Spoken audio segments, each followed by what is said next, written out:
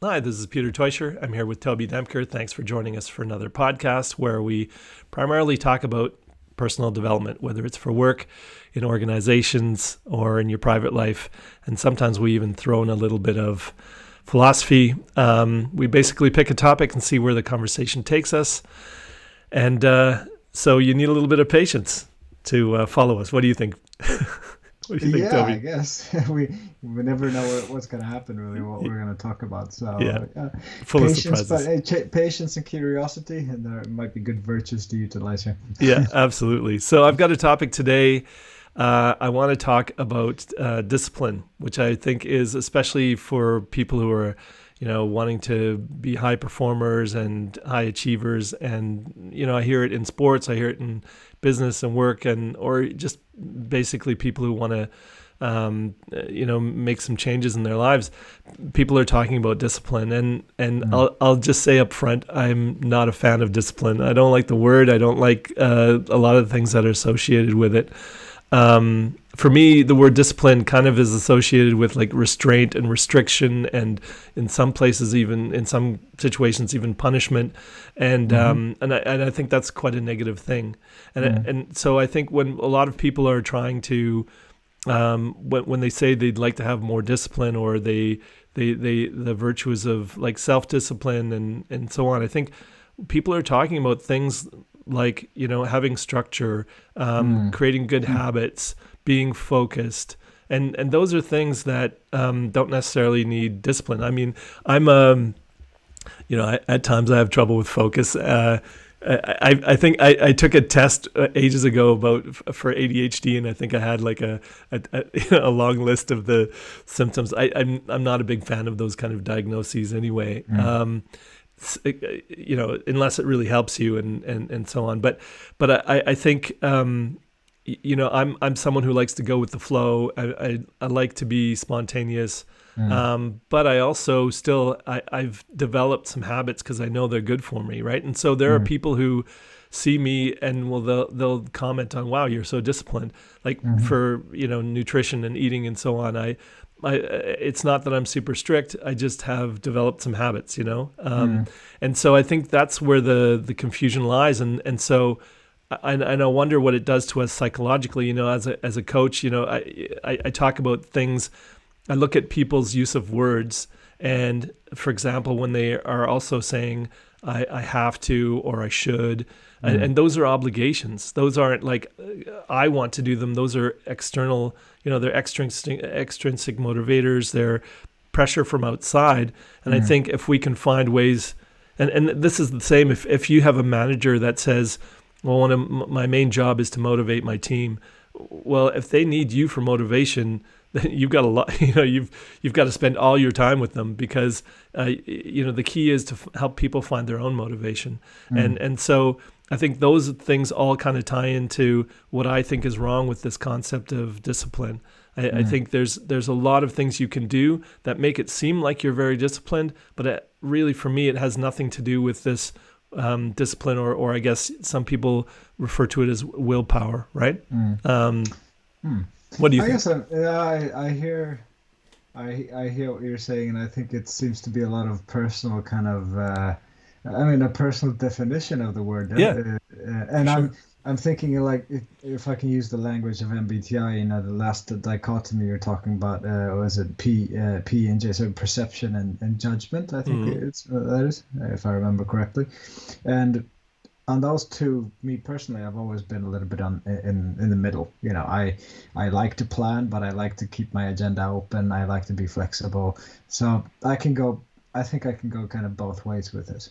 And for me, it's really about, yeah, what do you well, like when you hear the word discipline, you immediately get a little bit of a negative connotation to the word, and thinking about things that are forced upon you. Perhaps you talked about these extrinsic motivators, but I think for a lot of people, they just find it. You use the word structure, right? That, yeah, just mm, providing you with a structure that simplifies your life and makes it really easy.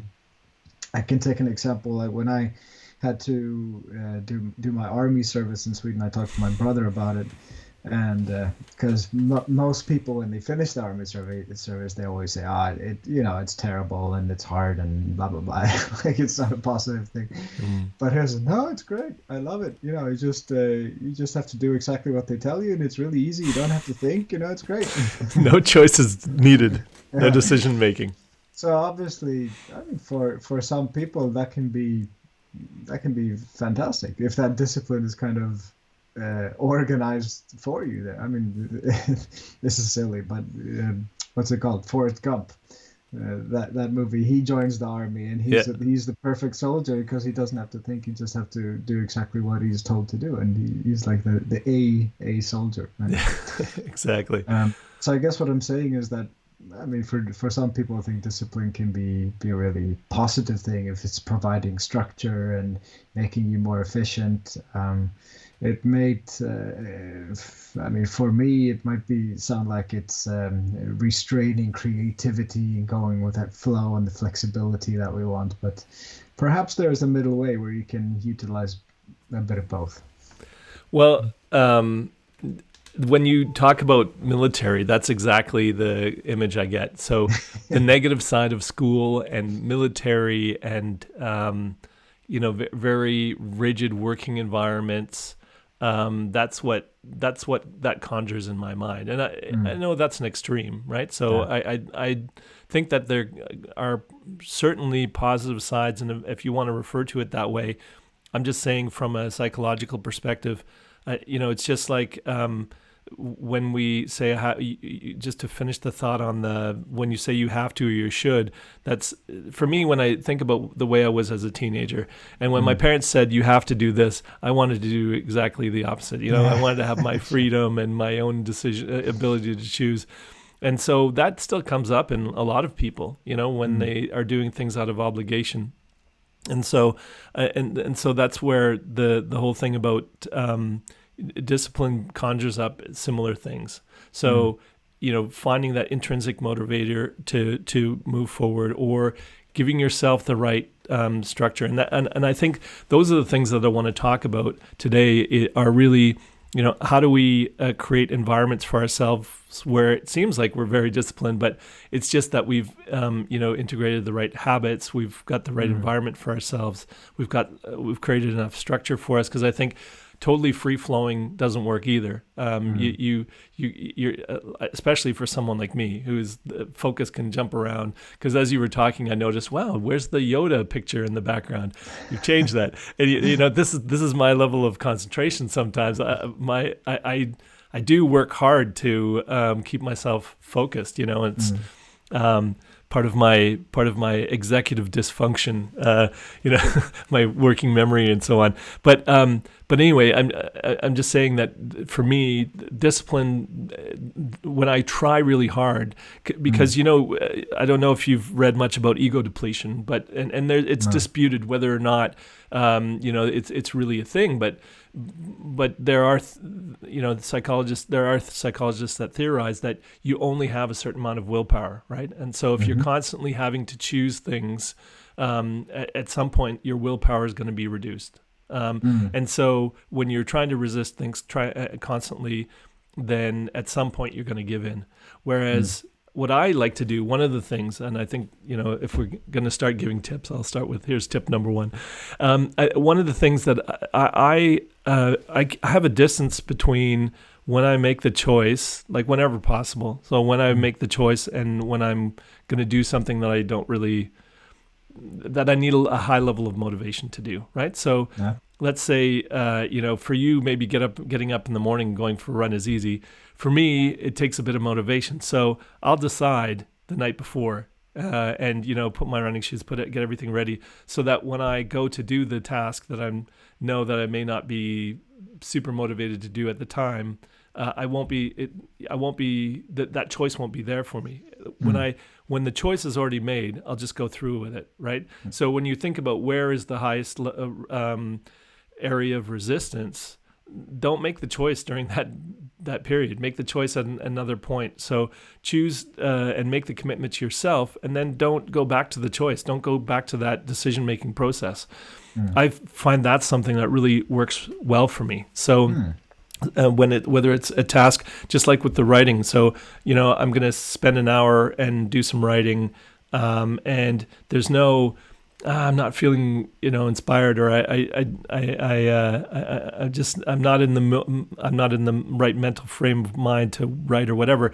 Instead, it's just, well, I've made the commitment. I decided yesterday I was going to do it, and not giving yourself the option to even renegotiate that, right? I think that is something, maybe people will call that discipline. But for me, no, if I had to make the decision right then and there when I don't really feel like doing something, the resistance is going to be high, and I'll really have to fight to do it. Whereas if I make the decision at a time when I'm feeling the least resistance, then it's going to be, easier to follow through on. Yeah, interesting. I think I've talked maybe a few times about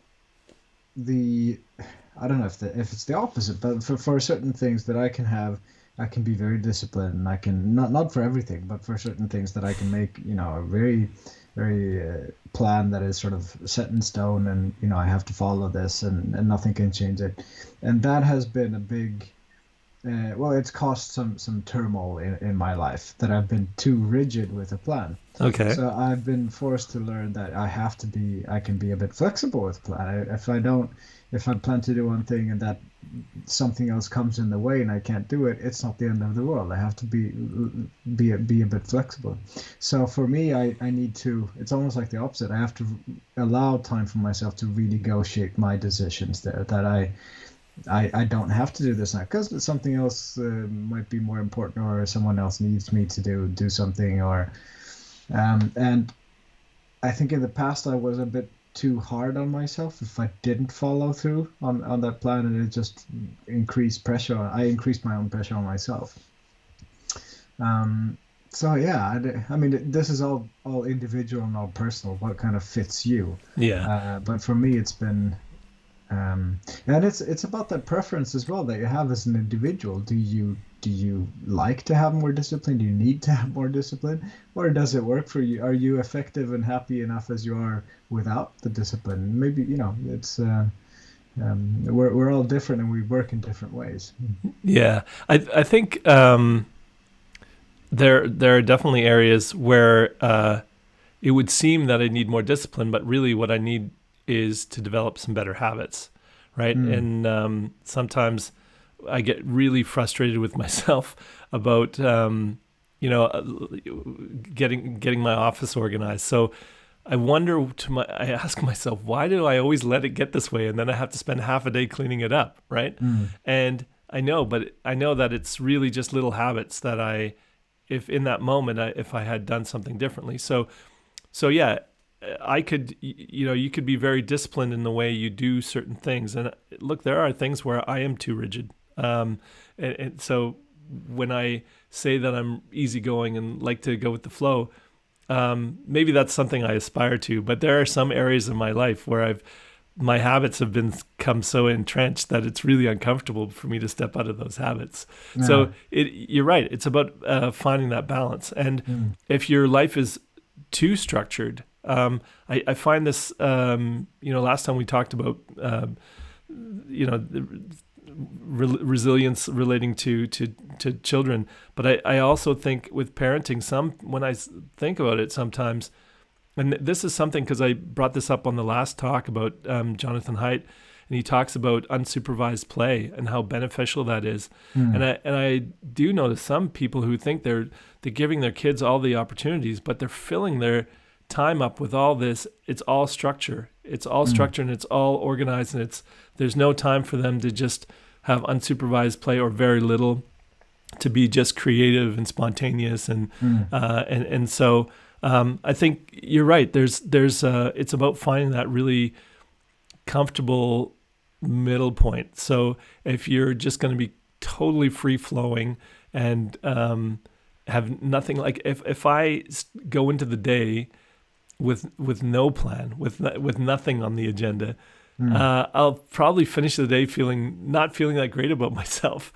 because it's like I didn't get anything done, because without something to focus on, without a destination to get to, I find I'll start a lot of little things, and so I think it's knowing yourself is an important part of it. Whether and if you find that you're not super productive or you're easily distracted, again, doesn't mean that you need a ton of discipline, because that'll maybe even cause more inner resistance, right? So for me, it's a lot about how do you overcome that inner resistance. And I don't think that it is a matter of finding more discipline. I think it's a matter of finding the right structure, habits, also the right framing, mental framing of situations, breaking things down into smaller parts, all those, tips and tricks that people have for being more productive. So again, for me, the word discipline creates resistance, and telling myself I need to be more disciplined. And so for me, I talked about sort of having some distance between deciding to do something and actually doing it. It depends on what you're trying to achieve, right? So if it's something that's going to create too much rigidity and inflexibility in your life, I think that's going to be that's going to cause more harm than good. But so the choice making. The other one is, or the next one is, developing the right little habits. And this is where I love B.J. Fogg's model of behavioral change. And he's got the book Tiny Habits, and he's got his graph there where it's how difficult is a task versus how much motivation do you need to do it, right? So if you need a ton of motivation to do it and it's really hard to do, the chances of getting it done are, when are you going to be in the right frame of mind to do it? So, but if it takes low motivation and low skill level, it's going to be easy, right? So those things on the middle of the scale, that's where he talks about these triggers, right? These triggers where you get triggered to do things. So I think I've probably talked about this before, but he talks about how, one of the things that he did was, he associated going to the bathroom with doing some push-ups. So he'd do two push-ups every time and then he'd do 5 or 10, and pretty soon he's doing 100 push-ups a day. And so that association that created the trigger to do the activity, and then it was automatic. So there was no resistance. It was not discipline. It was just he found the right trigger and he made it easy enough. So he started with only 2 push-ups, which he could easily do, right? And so for me, again, it's not about the discipline. It's about reducing the resistance. So that's a really good model of finding the right triggers, making sure you're especially when you're starting new habits, to do something that takes a minimal amount of motivation and a minimal amount of skill or physical effort, or whatever is relevant for the task you're trying to do. So I think that's another one that's much better than saying I need to develop more discipline, right? Because that's like saying, well, I have a deficiency. But are we born with discipline? A lot of discipline, like, is it genetically predisposition to have high or low discipline? And I'm sure certain personality types are more disciplined or not. But again, like I say, I don't consider myself a very disciplined person, and yet from the outside, people will go, wow, you're so disciplined, because I won't eat breakfast. Everyone's having breakfast and food's on the table, but I've made a commitment to I only eat between noon and 8 p.m. Sometimes I'll eat a little bit later if having a dinner, but for the most part, and people see that as very disciplined, and I see that as, no, it's just a habit I've developed. I don't even think about it. I look at the clock. I go, no, and sometimes I don't even feel. Well, most of the time I don't even feel hungry until then anyway. But things like that, where other people see that as having a high level of discipline, I just see as, well, I've integrated that as a lifestyle choice. Yeah, sure. Yeah, and I guess, discipline is very much from the outside. I'm sure that a lot of people that we or other people perceive as very disciplined might not see themselves as that, because it depends on how do you define it. I think it's interesting to go back to where we actually started the whole series about a conversation. So about the purpose. So, okay, if you want to have more discipline, what do you want to achieve with that discipline? You know, what's the point of having discipline? And I assume that most people want to have, I mean, it can be a variety of things, but I can imagine that people want to have more structure or be more effective or maybe more efficient, depending on the context, or just getting more stuff done, being more, yeah, to create more time for other stuff and stuff like that. And I think if you start looking at that goal, as we always do in coaching, like, so well, what do you actually want to achieve? Well, what kind of structure, or what kind of steps or habits or whatever it is might put you in that direction? And then it doesn't have to be so much about discipline that we very easily, I think both you and I I have to get up a bit early in the morning, make my bed, yeah, clean my desk, have like a lot of organizations have this clean desk policy, you know, very nitty gritty, if you're a bit more of a free flowing soul and more artsy and you want to get dirty with stuff, maybe that picture of discipline that just doesn't fit. So what kind of options do you have instead? And yeah, just I think if we're talking sort of tips and tricks, one of those things that I think I've mentioned many times before, that me and my son, we have this every morning routine now, and I guess that's a habit as well. So what's the focus for the day? What's the theme for the day?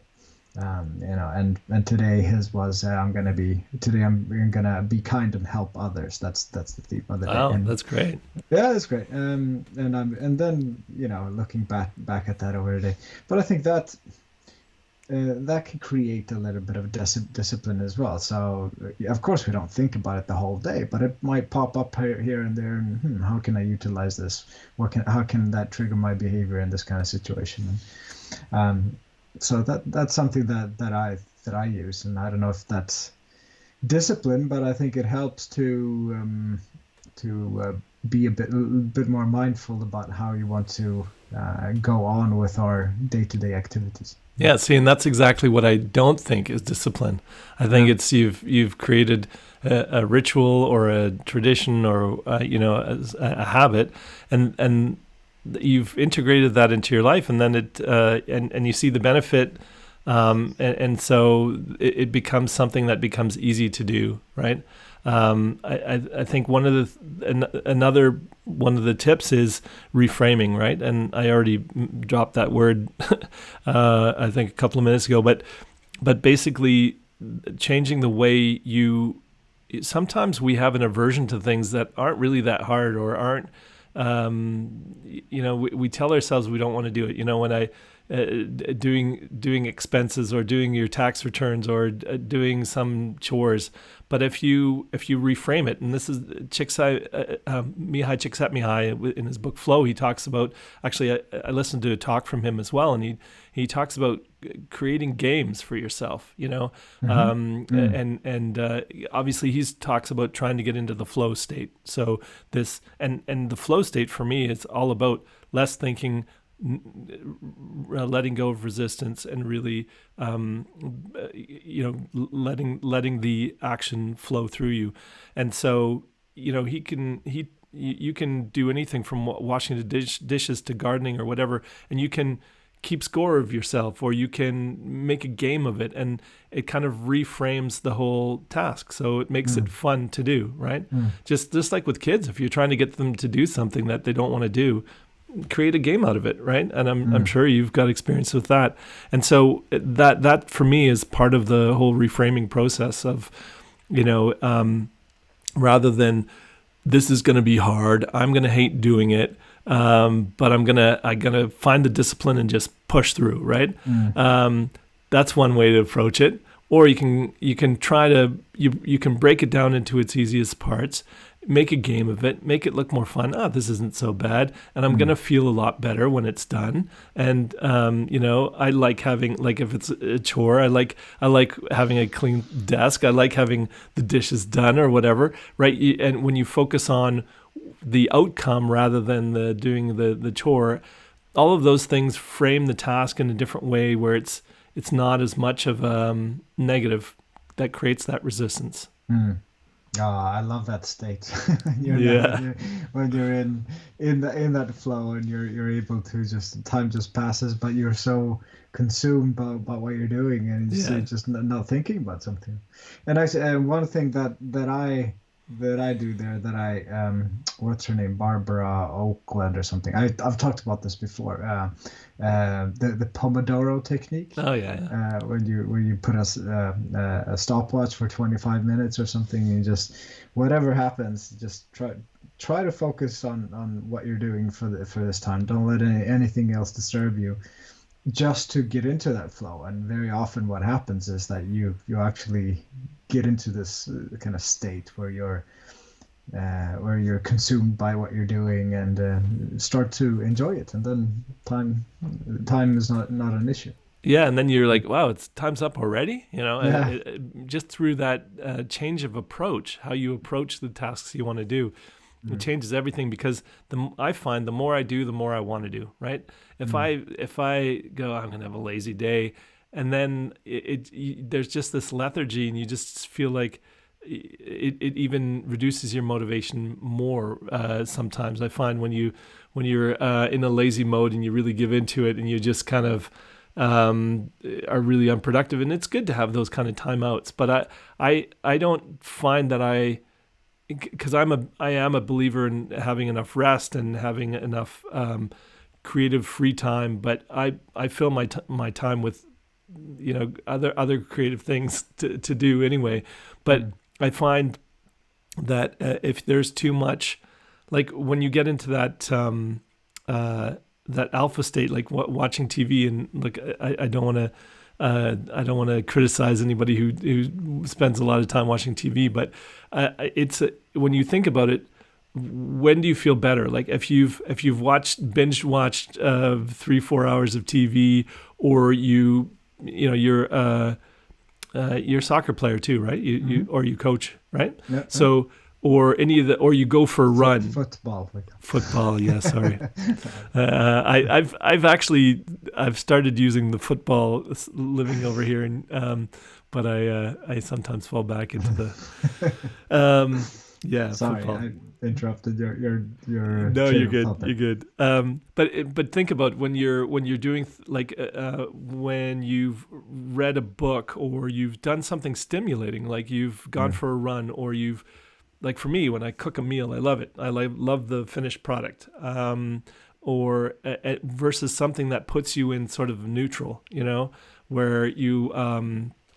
I also listen to podcasts, and I still feel great after it, because wow, there's something interesting in there.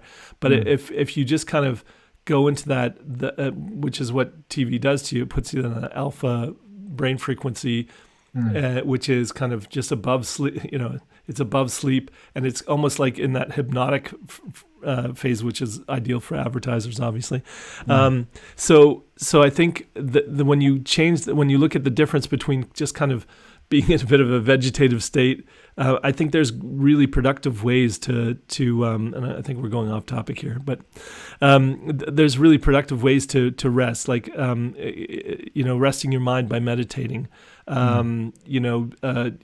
doing some easy stretches to rejuvenate and rest your body, or just getting enough sleep, having a nap. I think those things can be really productive, but just kind of laying around is not a way to rejuvenate your energy or gain more motivation, right? So anyway, so I think I've gotten off track there. I want to get back on track by talking about the other thing that I think that's negative about a discipline is it's often related to fear.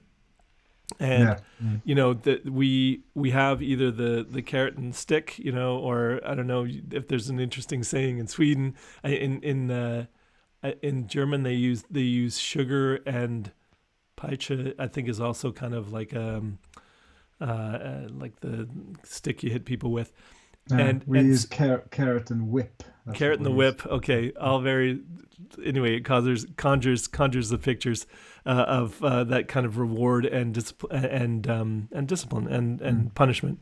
And so I think we use a lot of we use a lot of fears, and I think fear is the ultimate resistance that we encounter in life, right? And so we try and use that to create these guardrails for people rather than. It's kind of like the difference between. I remember this interesting study that was done. It was actually to look at messaging in marketing, and they looked at what motivates people more. They were trying to reduce, for example, in one case, they were trying to reduce the amount of trash at a bus stop, right? And so on the bus stop, they had two types of ads. They had one that showed how much trash built up in the course of a month or a year. I can't remember the time frame. So it said, this is how much trash builds up with everybody just throwing their trash around the bus stop. And then another bus stop showed a celebrity or someone well-known going, I put the stuff in the bin, right? So showing the proper behavior. So this shows that, social norms are the biggest influence on people's behavior. But what ultimately happened is, where you had the good example of the behavior, people, the trash was actually reduced at that bus stop. Whereas the other one, where it's like, well, this is the social norm, so they actually ended up littering more. So when you talk about discipline, you could go in there and say, if you litter here, there's a fine of X amount, and you'll stop some people from doing it. But whereas that second example, where this is the behavior that we want, or this is the behavior that's also going to be good for you, right? That creates a motivation where you're not having to supervise, discipline. You're not constantly having to make sure that people are doing the right thing, because you're giving them not the incentive, but you're giving them an example of how they're going to feel better. How to find the motivation within that. You're giving them a trigger, right? Or a motivator that's intrinsic, that says, I want to be a good person. I'm going to do the right thing, right?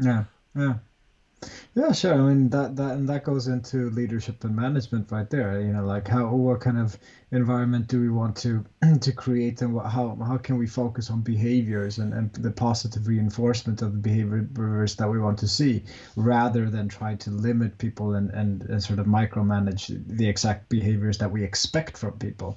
And that's a very different approach. So I mean, I guess in leadership and management courses, we focus a lot on this. Initially, when we started talking, I was thinking more about the individual discipline that we carry and that we want to sort of perhaps enforce on ourselves. And it's interesting, to refrain from the word discipline. We can think about a lot of different approaches about building habits, about certain tips and tricks that can make us achieve the same kind of goal that we want to have. Yeah. But I think one thing that is with I don't know if it's related to discipline, but it's also about this grit, to stick with something. I think that's also a habit or a capability, perhaps, or a habit that we can, or a behavior that we can develop to, because I think very often we have to do things. Now I'm using the word "have to" because we can if we want to. Well, we choose to do things that are not fun to do, and if you have to do it or you choose to do it, that's we can let's use the word that we choose to do things that we don't like to do, or that we actually don't want to do. But we know that by sticking to it and getting it done, it's going to give ourselves a sense of achievement, and we're going to feel better after, or we're going to be able to help someone else, or whatever it is. So, and sometimes, I mean, for instance, going out for a run or whatever it is, it doesn't feel joyful when you have to start it, but it's about taking that step. And I think you mentioned at some point, not today, but a previous conversation, that every day try to do something that scares you, and that's a bit maybe pushing too much in the comfort zone, but at least something challenging, right? Something that is maybe a bit uncomfortable. And I've thought a lot about that, and in my day-to-day stuff, like maybe sometimes I have to take a conversation that actually don't really feel like taking, but just by getting that done, it makes me feel better. It makes me feel like I've tackled an obstacle, and that creates more sort of energy and willpower to do other things during the day. And I think that's a good way to sort of challenge our comfort zone a little bit. Yeah, absolutely, and that's proven. There's a lot of things that it develops your. We talked last time about resilience, right? And like I like the Wim Hof method. I use the breathing, but also the cold showers. And some days, taking that cold shower, like it takes some willpower to go ahead with it. And then some people would refer to that as discipline. And so it's shown, like things like taking cold showers or doing things that take you out of your comfort zone build your confidence, and they make you more more secure in yourself, but also next time you come up against a challenge, you're going to be more confident that you can achieve it, that you can overcome, right? It's just like when you developing a track record of finishing, these are one of the productivity tools where if you constantly starting things and never completing them, what is the story you tell yourself, or what's the picture that you create of yourself as someone who doesn't get things done? And I think that when that's why whether it's doing small things or easier things and accomplishing them, it's also about how you see yourself, right? And if you see yourself as someone who's not very disciplined, who doesn't get things done, who can't do, that's the fixed mindset of I'm not good at that, I can't do that, and putting all these restrictions on yourself, and that doesn't help with with your productivity or with your ability to learn and grow, but it also doesn't do much for your self-esteem, right? Yeah, and actually, so I think a great way for a coach or for anybody to think about this is to think about, if someone wants to become, let's just play with that idea that a coachee comes to you and that says that they want to become more disciplined. But then taking that appreciative inquiry approach or the feed forward approach to think about, okay, well, tell me about a time or in a context where you are very disciplined, because every single person can be very disciplined when it comes to certain things, and perhaps we don't see it as discipline. It's just these habits that we want to have. And then okay, have the discussion. Well, how could you utilize more of this in the future and in different ways? So I'm sure that, because we're all human beings that are getting by, so I'm sure that everybody has some really positive habits in getting things done that we want to. It's just a matter of how can we imply them or apply this more in more contexts, right? Yeah, absolutely. So I've talked a lot about the things I don't like about discipline. I think there are areas that you could refer to as discipline that are actually positive. Like I think with kids, I think they need to learn boundaries, and I think they need to understand the consequences of their actions. So whether you do that through discipline or, I don't know how you do that with your kids, but there's a really great experiment that was done years ago, the Marshmallow Experiment. You familiar with this? I think it's officially called the Delayed Gratification Experiment. But they took kids and they said, okay, they put them in a room for, I don't know if it was 5 or 10 minutes. And they said, okay, we're going to come back in a minute and there's a marshmallow here. But if you don't eat this marshmallow until I come back, you'll have 2 of them. Right. Yeah. And so, and they would videotape these kids, and it was like, for some, it was like, it was really difficult. And others, they were okay with the, delaying the gratification. And so I think that's a muscle that you can develop as well, that ability to delay gratification. And if you want to call that discipline, then fine. I still think that I call that willpower. And I think that can also be developed, like knowing that, for a while there, I would, Germany's got a bakery on almost every corner, and they're really good. And that's a bit of a weakness. So sometimes I realized, this was years ago, and I'd put on a few pounds.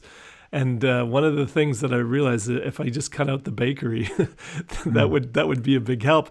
And so I just had a mental trigger. So when I would walk by the bakery and just see all the delicious stuff in the window, it's like, I don't want that, or I don't need that. I'd automatically have that line go through my head, and it got rid of the craving very quickly. That worked for me. So that for me is kind of willpower, or okay, well maybe I'll have that tomorrow, and I procrastinate on the thing that I don't really want to be doing anyway. Like eating something unhealthy, or doing something that I would prefer not to be doing. So I actually put it off and procrastinated on it. So I think that delayed gratification, or finding ways to there's also good resistance. So resisting the temptation of things that you're trying to develop a new habit, so that temptation to fall back into old habits, or into things that you don't want. And you can call that discipline if you want to, but for me it's about there's that period of developing new habits where it's not quite entrenched yet. And so I would say probably there's some discipline that may be needed to keep yourself on track. But for me, it's more, have I made the choice to do this? And do I have the willpower to follow it through? And that's where I come back to what language you're using with yourself. Is it I should and I have to? So, well, who's saying I have to? Is it this external pressure? And if nobody's watching, can I do it then? Or is it, I can, I want to, and I will, right? Those are the three words I recommend anybody use when they're talking about the things that they're planning on doing, or the things that they're trying to execute, and you can frame it in questions. Can I do it? Do I want to do it? And will I do it? So, do I have the ability? Do I have the desire? And, do I have the commitment? And I think that's a far healthier way of framing things. And again, it's nuance, and maybe people go, well, that's just semantics. But for me, there's a big difference between saying, talking about willpower and talking about discipline. Willpower comes from within me. Discipline is kind of this obligation, or these it's fear-based. It's, I don't like the consequences and so on. Whereas it's the more the carrot. I really want this for myself, and I want the outcome. And so on. And I think the framing is so important in this whole discussion about discipline. Yeah. Actually, to that point, I just the author's name. I just read a book called Diamonds by Martin. I think two authors, which is really interesting about different thinking about ways in various multiple perspectives, and how we sort of create this kind of habits. Really interesting stuff. But I think that I remember that one of the more simpler kind of exercises that they recommended was about using the semantics. And I mean, Covey talks about this in 7 Habits as well. So how changing the language from I have to do this to, well, there's something that I choose to do. And then of course then you start thinking about the consequences, and it becomes a thing of willpower. So I think that reframing part is just super important. And actually, just during our conversation, I think my perception of the word have I ruined it for you? Discipline. No, but it's changed a little bit. Like and what does it actually mean? Because I've never really thought about this topic before of discipline in this way. And I think when we discuss it in this way, it becomes much lighter and more driven here by the intrinsic motivation that you're talking about, and something that, lighter to create and think about where can we achieve the change. Because I mean, basically it's about change, right? We want to discipline most people want to have discipline because we want to change something or amplify something or create something. So it has to do with that individual change that we're driving for. Yeah, and I think this is where we've talked before about Dan Pink's his 3 pillars of motivation, and he talks about it in the workplace where if you take money off the table, the conditions are right. What motivates people, and it's purpose, it's autonomy and mastery, and so when you think about purpose, I think it's helpful to remind yourself why you're doing, why you're wanting to do something. So when you have a clear outcome in mind and why you're doing it, it becomes that much easier to do. And then you don't need the same amount of discipline.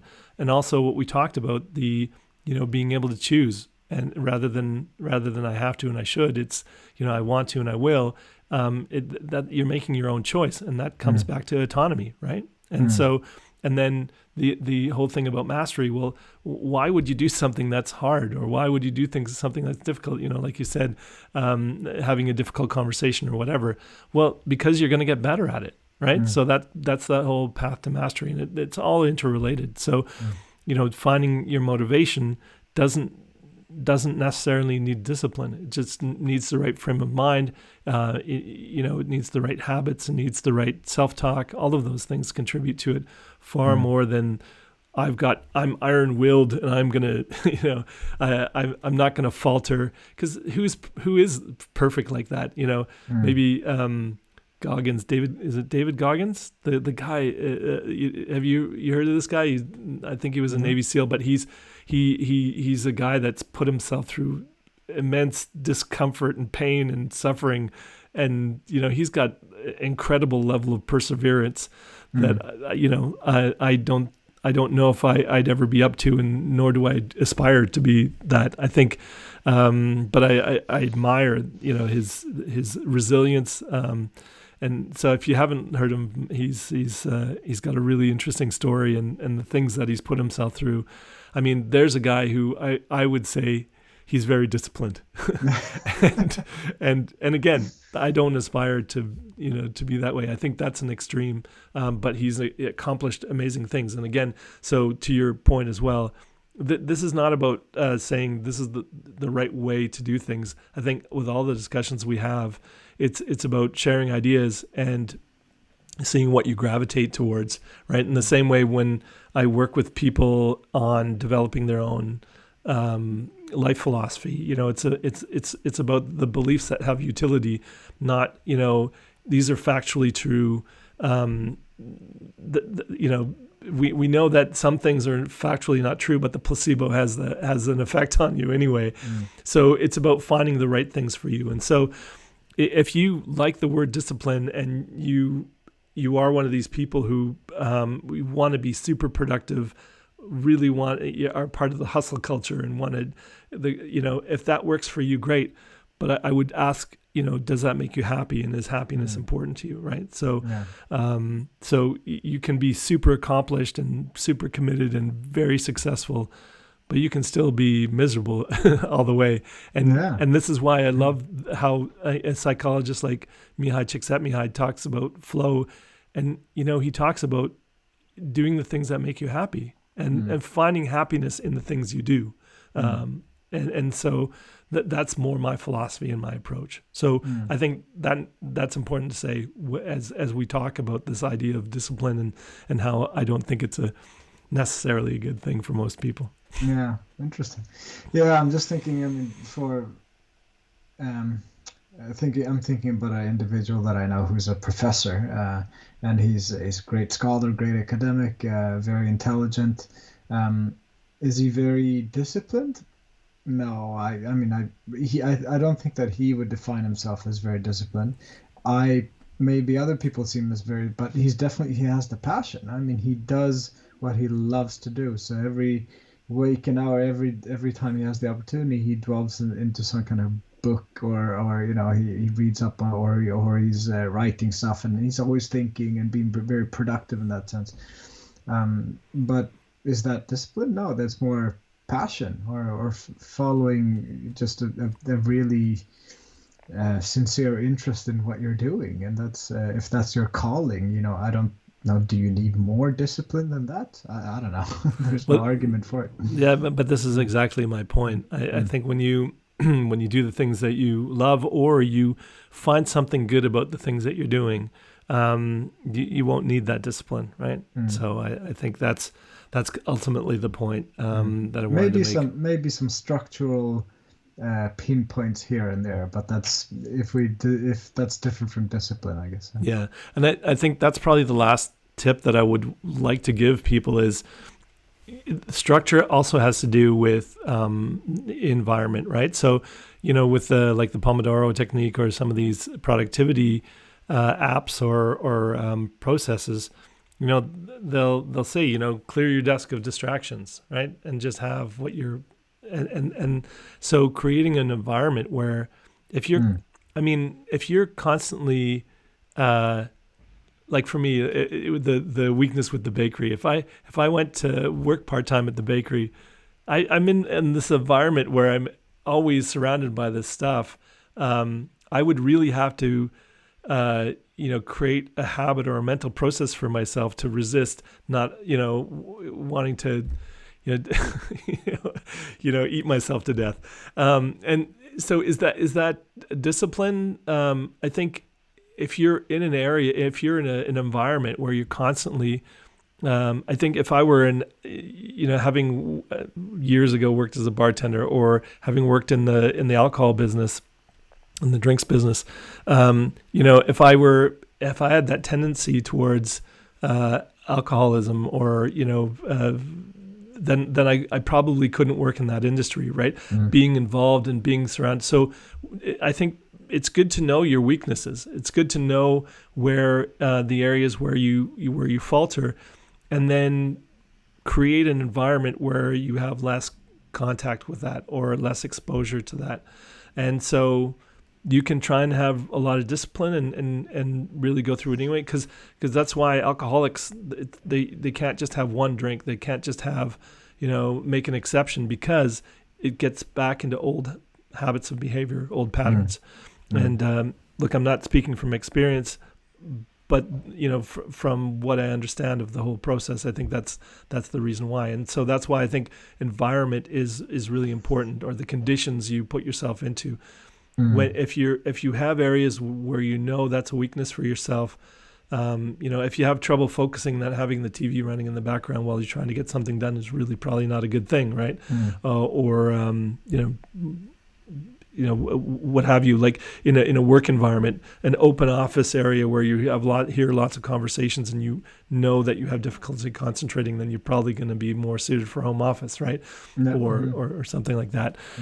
So I think environment and structure, I think, is another really important thing. So if you have trouble focusing and getting things done, then having a process and steps to take and giving yourself some structure, I think, really makes a lot of sense too. And again, that's not discipline. I guess maybe discipline to follow a process, but again, once you choose to do it in advance, and you don't question it when you're doing it, then and you create little habits that help you stay on all of those things are going to contribute more than just saying, I've got the willpower, I'm going to be disciplined. I don't think that is the strategy for most people to be successful in making change. Yeah. No, again, when it comes to that individual change, that okay, from now on I'm gonna be disciplined. That's not how it works. So No. tweaking your environment. Also think about your social environment. What kind of people can boost you or inspire you to go in the direction that you want to go to, invite you to intriguing conversations or creative conversations about the things that you're interested to achieving. It's a lot of these things.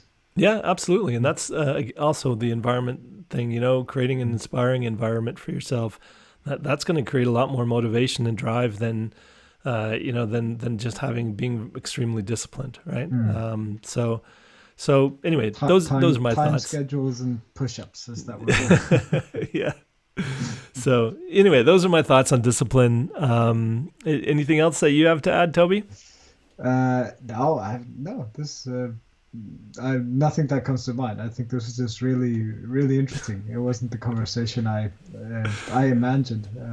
I don't know if we have any discipline to our conversation. No, we don't. We don't.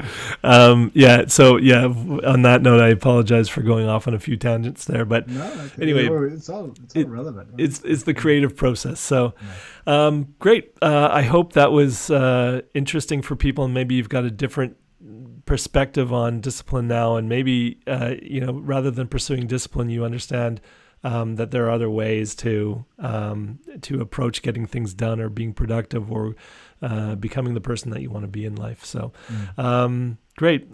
Thanks for indulging me, Tobi, on this discussion about discipline or anti-discipline. Great.